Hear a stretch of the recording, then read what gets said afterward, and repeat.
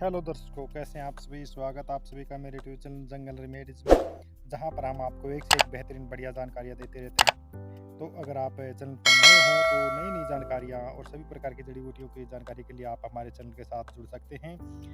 तो दोस्तों, फिर से हाजिर हैं हम एक नई जानकारी के साथ। आज फिर से आपको एक नई जड़ी बूटी से परिचित कराएंगे, रूबरू कराएंगे आपको एक नई जानकारी के साथ। ये जो बेल देख रहे हैं, ये प्राचीन समय से ही प्रयोग में होने वाली, आयुर्वेद में प्रयोग होने वाली बहुत गुणकारी बेल है। आयुर्वेद में इसका बड़ा महत्व है और प्राचीन ग्रंथों में इसका बहुत वर्णन मिलता है। इसको कई नामों से जाना जाता है।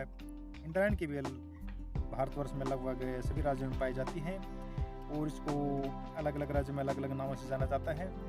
इसको हिंदी में इंद्रायण, इंद्रारुण, गोरुम्ब, संस्कृत में चित्रा, इंद्रावरुणी, गवाक्षी, वारुणी, इंग्लिश में इसको कोलोसिंथ, बीटर आदि नाम से जाना जाता है और संस्कृत में इसको चित्रा, इंद्रावरुणी, गवाक्षी, वारुणी, पंजाबी में गौरुम्बा, कोरतुम्बा, हरियाणा में गड़ुम्बा, गढ़तुम्बा, राजस्थान में गड़ुम्बो, गढ़तुम्बो, इंद्रायण, गुजराती भाषा में इसको इंद्रक, इंद्रावण, नेपाली में इसको इंद्राणी, मराठी में इसको इंद्रावना, इंद्रफल, बंगाली में इसको इंद्रायण, मखल, तमिल में इसको तुम्बा, वेरीकुमती, तेलुगु में एतिपुच्छा, वेरीपुच्छा, मलयालम में पेकुमुत्ती और फारसी भाषा में इसको हिंदुवान, हेतल आदि नामों से जाना जाता है।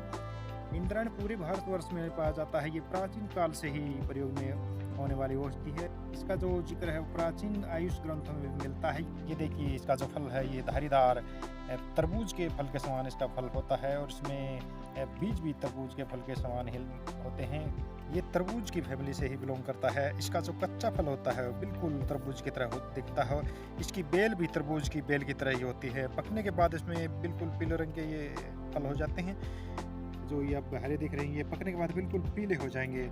इसका जो वानस्पतिक नाम है सिटुलस कोलोसिंथेस कुल, कुकर बिटेसी जो कुल है उसका पौधा होता है। ये पेट की समस्त बीमारियों, पेट दर्द, कब्ज, कर्मी को दूर करने वाला होता है। इसके बीज पुरानी से पुरानी कब्ज को दूर करने वाले होते हैं। इसकी जो जड़ होती है वो मूत्र विकारों, जलोदर को नष्ट करने वाली होती है। इसकी बेल बहुत ही बड़ी हो जाती है और वर्षा काल में तो ये बहुत फलती फूलती है तथा इसमें 50 से लेकर 100 तक फल लग जाते हैं। इसकी 3 किस्में होती हैं, छोटी इंद्रायण, बड़ी इंद्रायण और जंगली इंद्रायण।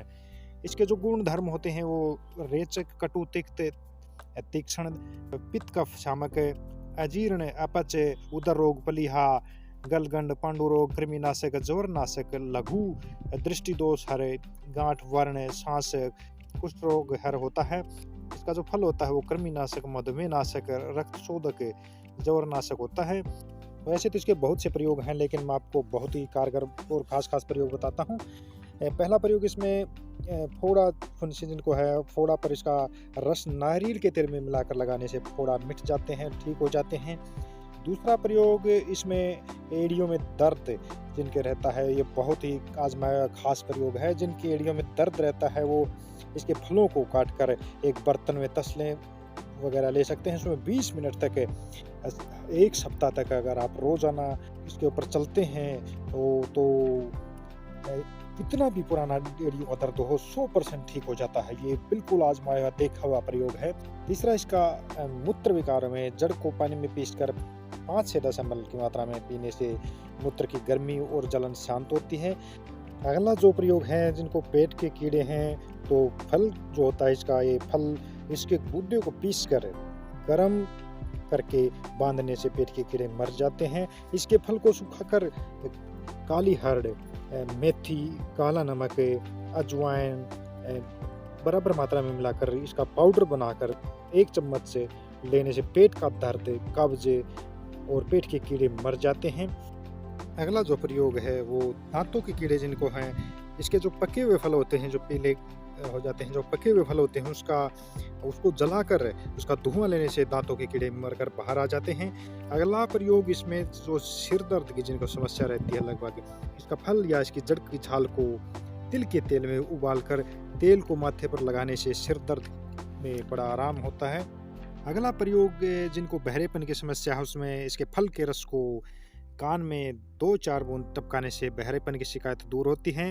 अगला प्रयोग जिन लेडीज़ को स्तन की सूजन होती है, उनमें इसके जड़ को पीसकर स्तनों पर लगाने से सूजन तुरंत दूर हो जाती है।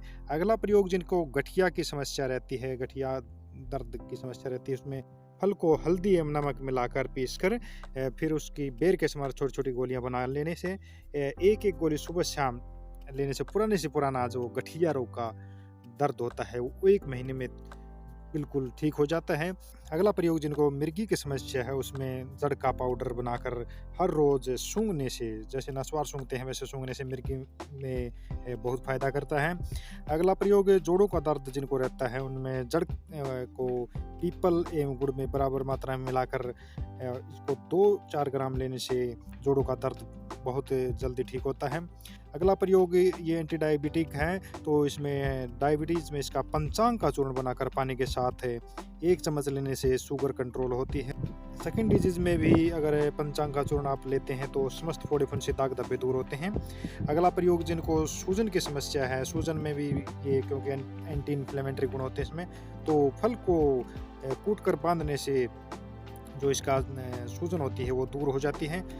अगला प्रयोग जिनको मोटापे की समस्या है, मोटापे की समस्या में भी बहुत देखने को मिला है कि ये बहुत ज़्यादा फ़ायदा करता है। बीजों को पीसकर आप इसमें फल का थोड़ा-सा रस मिलाकर 500 ml पानी में उबाल लें और जब पानी 250 ml रह जाए, मतलब आधा रह जाए, तो इसमें काली मिर्च का पाउडर 1 चुटकी मिलाकर पीने से कुछ ही समय में मोटापा बिल्कुल नेचुरल तरीके से दूर हो जाता है, घट जाता है। अगला प्रयोग जिनको निमोनिया की समस्या हो गई है, तो उसमें इसका जो फल का रस है उसको थोड़ा गर्म पानी के साथ लेने से निमोनिया ठीक हो जाता है। अगला प्रयोग जिनको पेशाब में जलन रहती है, तो उनमें जड़ का जो पाउडर है उसको थोड़ी मात्रा में गर्म पानी के साथ लेने से मूत्र विकार की जो समस्या है, पेशाब में जलन की समस्या, वो दूर होती है। तो दोस्तों, ये कुछ प्रयोग इंद्रायण के थे जो मैंने आपको बताए, इनको करके आप फ़ायदा उठा सकते हैं और ज़्यादा मात्रा में इसको ना लें, और गर्भवती स्त्री और छोटे बच्चे या कमज़ोर व्यक्ति भी इसको ना लें, क्योंकि गर्म होता है और ज़्यादा मात्रा में लेने से आपका दस्त वगैरह लगा सकता है। तो थोड़ी मात्रा में इसको प्रयोग करें। अगले वीडियो में फिर हम आपको इसके बाकी गुण बताएंगे। तो मिलते हैं किसी नेक्स्ट वीडियो में नई जानकारी के साथ। तब तक के लिए जय हिंद, नमस्कार।